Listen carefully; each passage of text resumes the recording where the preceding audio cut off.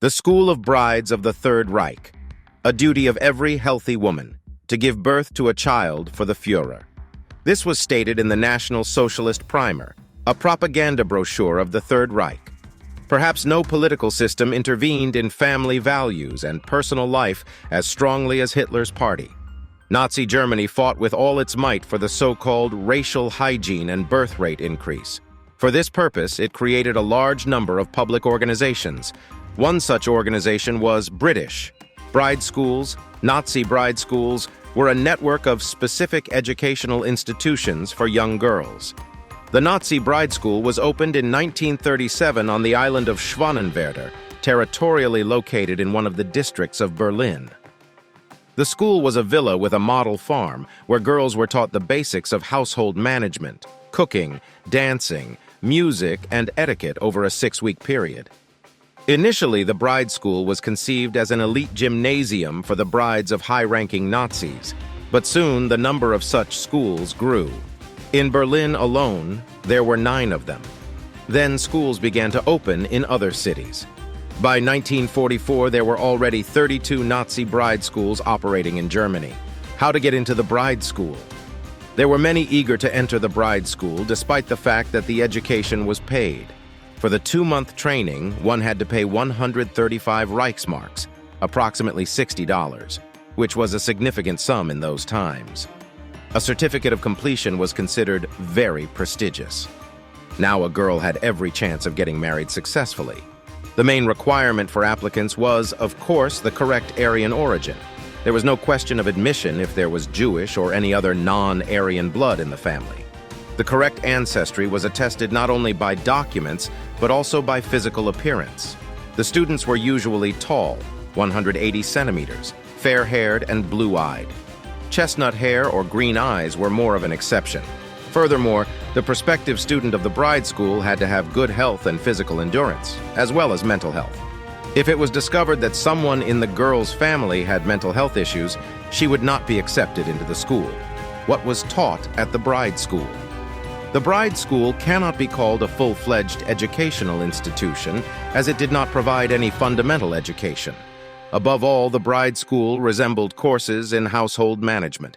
Girls were taught to cook, iron shirts, do cleaning, grow plants, take care of animals and children. The school taught etiquette and the characteristics of an Aryan wife. It was assumed that she should not speak much and should not abuse cosmetics. Clothing should be modest, smoking was prohibited, and engaging in male conversations, especially about politics or science, was not allowed. In addition, the students of the bride school practiced folk dances, studied folklore, German songs, and tales.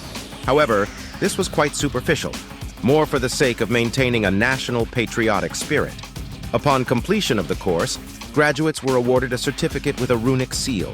The certificate gave the right to get married. If a girl did not receive the certificate, she was not allowed to get married. Background: in reality, the bride schools in Germany did not emerge out of thin air. In 1917, there were so-called mother schools. This network of institutions was created to combat high infant mortality rates after World War I. However, in the 1930s, the Nazi Party decided that such establishments were a good means of propaganda. Additionally, a high birth rate was deemed essential. Future soldiers needed to be born. The management of the schools for mothers was transferred to the National Socialist Women's Organization.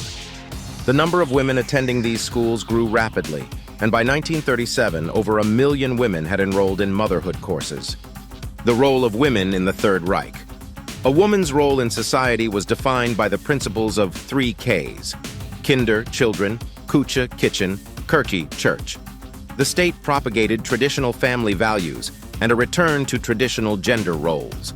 Women were meant to be exclusively involved in domestic household work and child-rearing. High birth rates were not only encouraged, but elevated to a cult-like status. In 1938, Hitler established the Cross of Honor of the German Mother. The award had 3 degrees. The Bronze Cross was given for giving birth to 4, 5 children, the Silver Cross for 6, 7 children, and the Gold Cross for 8 or more children. Furthermore, the government incentivized childbirth with monetary rewards. Young families could take a loan from the state of 1,000 Reichsmarks per child's birth. For each subsequent child, a quarter of the loan amount was forgiven. This meant that if a family had 5 children, they didn't have to repay the loan. At times, the government and the party provided families with housing. Often, for giving birth to another child, a family could receive an entire house and a plot of land. However, this kind of prosperity had a dark side. The flip side was that all these incentives applied only to Aryan families. Giving birth to children of impure-blooded men was not only not encouraged, but harshly punished. Engaging with prisoners of war or Jews could lead to internment. Legal prosecution for abortions also became more frequent.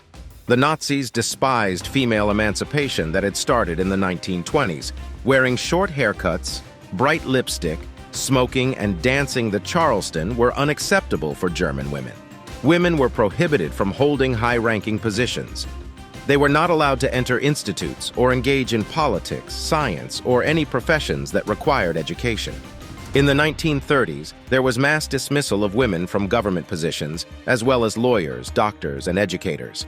A large number of women were sent to camps. Some managed to flee abroad. Virtually all women's social organizations were dissolved. However, physical labor for sustenance was not forbidden. For example, in the service industry, discrimination was simply explained as, a woman can be supported by a man. However, not all women had husbands. From the age of 25, an unmarried girl had to complete 20 hours of labor duty per week to contribute to society. Of course, this was physical work that required no qualifications. These women became housemaids, nannies, waitresses, and cleaners. The decline of Nazi ideology. The cult of motherhood began to crack. With the onset of the war, it quickly became apparent that with men leaving for the front lines, there was no one to work in medical institutions and factories. It became clear that the children born for the Führer were heading to the battlefield. Starting from 1943, women were obliged to work on the home front, which was clearly inconsistent with the previous ideology. The more defeats the Wehrmacht suffered, the more women were returning to hospitals, railways, postal offices, and airfields. Not to mention that after Germany's defeat, it was these women who had to rebuild German cities from the ruins. And this video was prepared by Hustler. Subscribe to the channel, share your thoughts, and see you next time.